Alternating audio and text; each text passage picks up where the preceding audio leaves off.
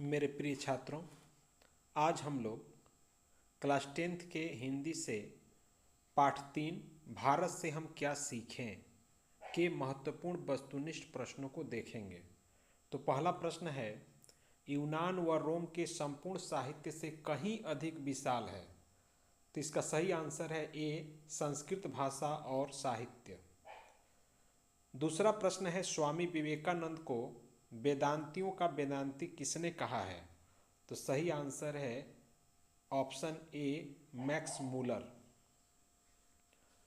Question number 3 है, किसके अध्ययन क्षेत्र में भारत के कारण नवजीवन का संचार हो चुका है। तो सही आंसर है बी, नीति कथा।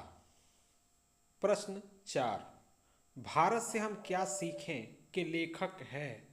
सही आंसर है सी, मैक्स मूलर। अगला प्रश्न है, मैक्स मूलर का भाषण है।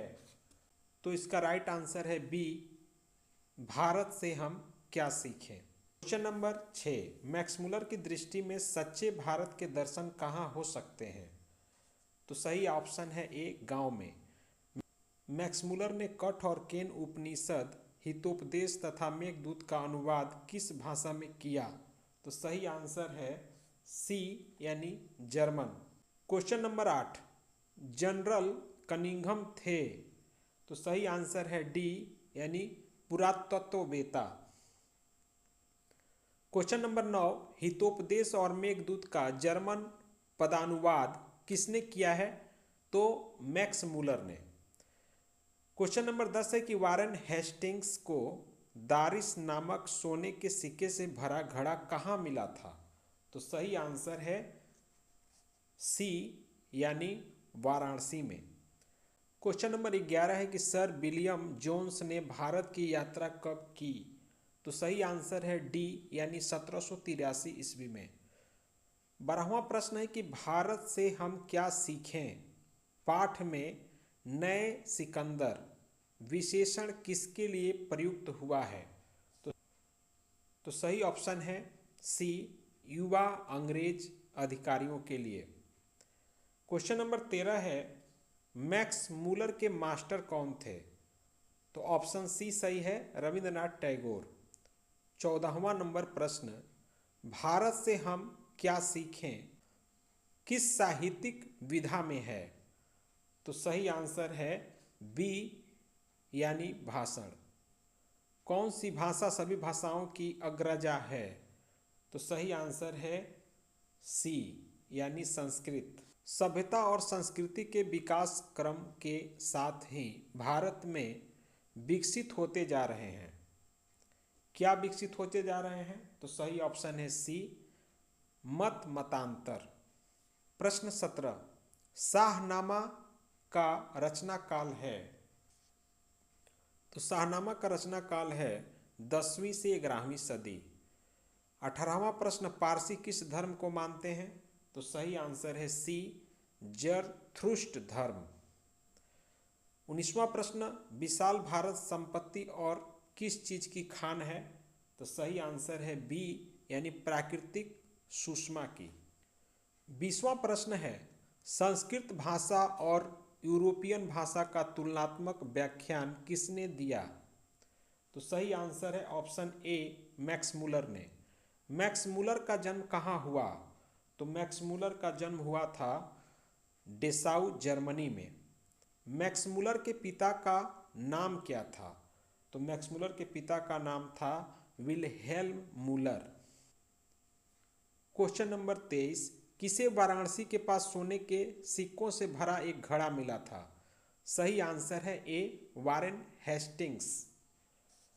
24 नंबर प्रश्न है, मुंडा किस देश की जाति है। तो सही आंसर है बी, भारत।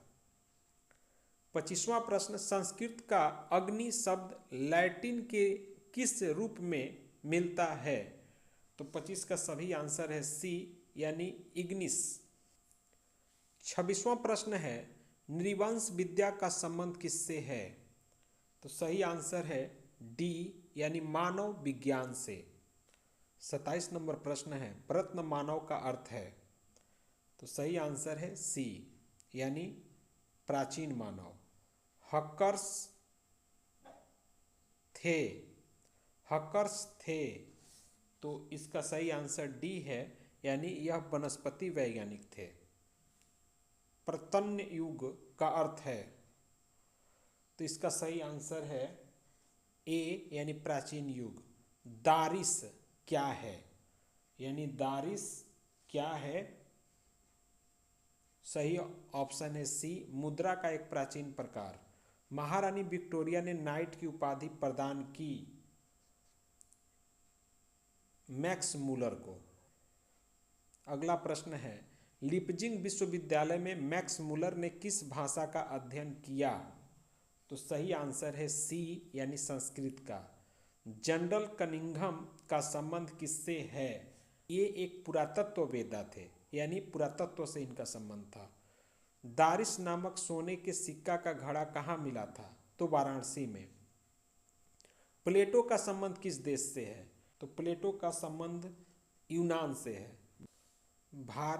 भारत की सर्वाधिक आबादी कहाँ बसती है? तो सही आंसर डी, यानी गांव में। मैक्स मूलर का जन्म कब हुआ?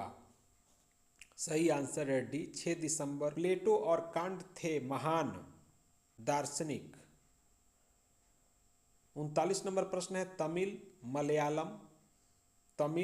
मलयालम, तेलुगु, कन्नड़ भाषाएं हैं, तो ये सभी भाषाएं दक्षिण भारत की हैं।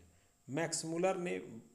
वर्ष की अवस्था में लिपजिंग विश्वविद्यालय में संस्कृत का अध्ययन प्रारंभ किया, यानी इसका ऑप्शन डी है, 18वीं सदी में।